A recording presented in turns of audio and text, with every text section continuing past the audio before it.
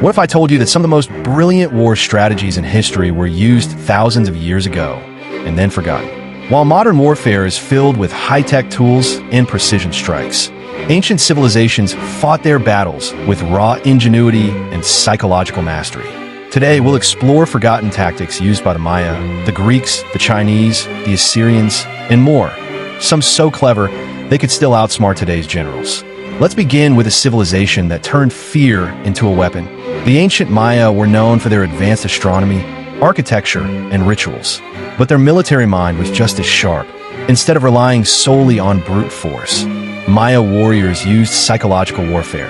They painted their bodies in black, donned terrifying masks, and marched silently through the jungle at night. Then, at just the right moment, they would erupt into piercing howls, mimicking spirits or demons. Entire enemy villages fled in fear, believing supernatural forces were descending. No blood spilled, yet the war was already won. This wasn't just intimidation. It was tactical terror. That you've heard the phrase, never turn your back on the enemy. Well, the ancient Greeks did exactly that, and it worked. In some battles, Greek hoplites would pretend to panic and flee the battlefield. The enemy, believing they'd won, would break formation to chase them. At that exact moment, hidden units would ambush from the sides. It was a devastating trap.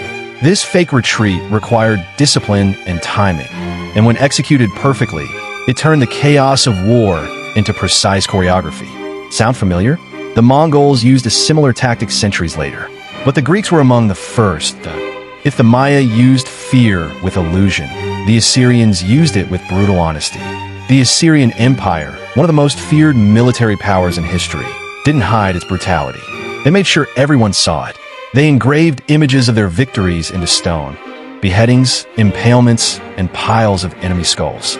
These public displays weren't just records, they were warnings. Messages carved into stone. This is what happens if you resist. Cities surrendered without a fight. Fear became their most efficient centuries before gunpowder changed warfare forever. Ancient Chinese tacticians were already experimenting with it. Fire arrows, arrows tipped with slow-burning explosives or wrapped in flame, were used to set ships, camps, and even armies on fire. One of the earliest recorded uses dates back to the Han Dynasty.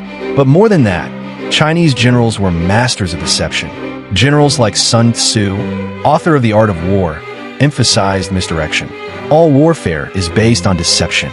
They used false retreats, fake camps, and even planted false intelligence to mislead enemy forces. The Persian immortals were the elite of the Achaemenid army.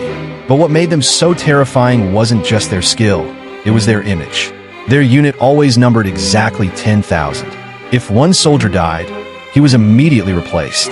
To their enemies, it looked like they never lost a man. It created the illusion that they were, in fact, immortal. This clever psychological tactic demoralized foes even before the battle started. Imagine facing an army that appears eternal. While the Greeks fought with order and formation, the Celtic tribes relied on chaos and terror. Before charging, they would let out ear-shattering screams, high-pitched, relentless, and primal. Combined with painted faces and naked warriors, the scene was nightmarish. Roman records describe experienced legions trembling as the Celts descended in waves, screaming into the battlefield like spirits of vengeance. Sometimes, noise can be deadlier than steel. These ancient tactics prove one thing. Victory isn't just about who has the bigger army or the sharper sword. It's about psychology, deception, and timing. Many of these strategies are still studied in modern military academies. But others, like the silent jungle screams of the Maya, remain forgotten by most.